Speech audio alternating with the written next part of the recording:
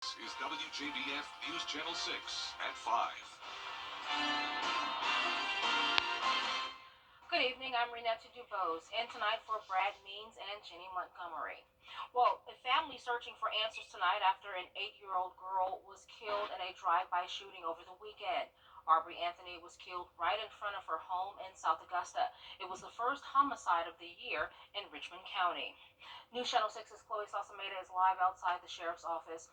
And Chloe, Sheriff Roundtree wants anyone with information to come forward. Yeah, the sheriff held an emotional press conference today asking for anyone who knows anything to please speak out. They want to know why two people went into a neighborhood and killed an 8-year-old girl in her own front yard.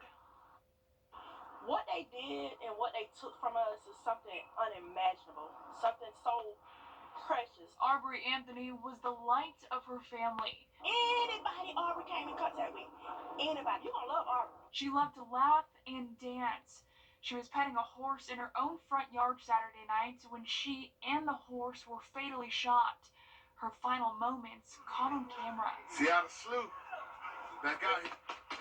She was just 8 years old.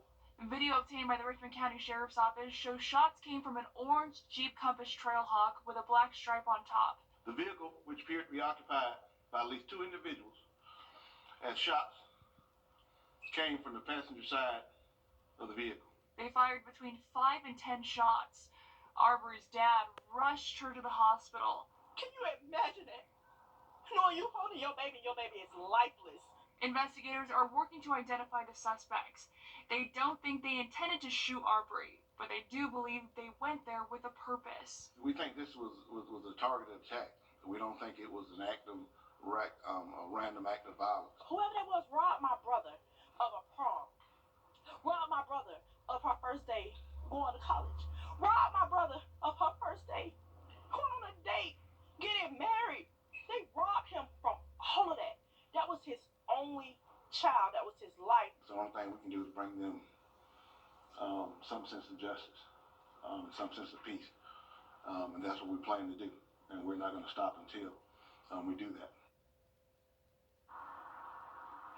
Neither of the suspects have been identified, but if you have any information, you're asked to please contact the Richmond County Sheriff's Office. You can remain anonymous. Meanwhile, a GoFundMe page has been set up to help the family pay for funeral expenses. We have all that information on our website. Live in Augusta, Chloe Salsameda, WJBF, News Channel 6. Chloe, thanks for that report. The investigation continuing tonight after two children were killed in a fire in Jackson, South Carolina this weekend. 12-year-old Annabelle Burris and her sister, 7-year-old Azriel, were killed in the fire around 4:30 Sunday morning.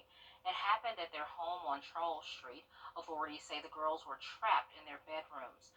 The Aiken County Sheriff's Office is investigating that fire. Well, Chief Meteorologist Tim Miller. The governor also proposes using $46 million for merit-based raises for state employees. A man is out of the hospital tonight after he was shot on a local film set in what appears to be an accidental shooting. News Channel 6's Mary Calkins has that story.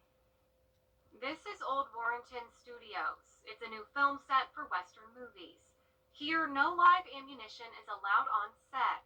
But Friday, it became a crime scene when a man was shot with a real bullet. When I got out here, the GBI had this area roped off. So apparently the shooting happened right here. Brad Owens leased his set to Chernobyl Milsom for the weekend. They're a live-action role-play group reenacting popular video games for social media.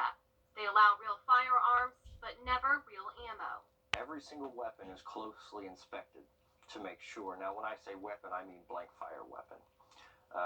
Everything is closely inspected. But this incident happened during setup, hours before weapons inspections. It would seem that in an egregious violation of all of our safety protocols, an individual who was very familiar with our safety protocols brought his personal weapon on set. I believe it was his concealed carry weapon, and failed to unload it properly. And then apparently was horsing around with it and had a negligent discharge, which resulted in the injury. Jason Owen of Akron, Ohio, was arrested by the GBI and Warren County Sheriff's Office. He is charged with reckless conduct. He accidentally shot Joseph Eckert in the leg. Eckert shared a statement with Chernobyl Milsom and News Channel 6. It reads in part, "It was a genuine accident what happened. There was no intent or premeditated intent to harm me or anyone else at the event. Jason Owen, quite simply, was severely negligent with firearm safety." The victim sustained non-life-threatening injuries and has since been discharged from the hospital. Owen is being held at the McDuffie County Jail. Neither Chernobyl Milsom or Old Warrenton Studios are facing any charges. Owen received a lifetime ban from participating in any future productions with either group. In Warrenton, Mary Calkins, WJBF News Channel 6. Mary, thanks. Still to come, the deadline for healthcare open enrollment